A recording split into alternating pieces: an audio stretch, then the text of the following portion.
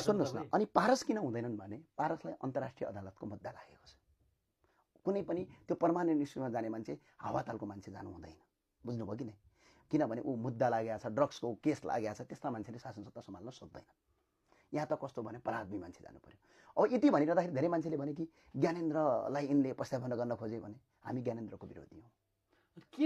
सुन्नु न, यहाँ सुन्नु, मैले नेपाल खोजिरहेको छु। किनभने ज्ञानेन्द्रले दुईवटा काम गर्नुभयो भने पूर्व राजा ज्ञानेन्द्रले, नेपालका सबै नागरिकले ज्ञानेन्द्रलाई मानेर ल शपथ मान्नुहोस्, मानिसके भने पछाडि पनि नेपालका लागि नेपाली अथवा म ज्ञानेन्द्र साईको एउटा दुईवटा अब्जेक्सन ज्ञानेन्द्रले क्लियर नगर्दासम्म हामी उसलाई यो पर्मानेन्ट पहिलो कुरा भनेको माघ 19 मा जो उनले कु गरे, माघ 19 मा जुन प्रजातन्त्रमाथि उनले उ गरे त्यसको स्पष्टीकरण जवाब जनतालाई दिनुपर्छ, नम्बर 1। दोस्रो कुरा भनेको दरबार हत्याकाण्डमा ज्ञानेन्द्र दोषी भए, आज 13 वर्षसम्म ज्ञानेन्द्रलाई कारबाही किन नगरेको र ज्ञानेन्द्रलाई सुरक्षा दिएर किन राखे?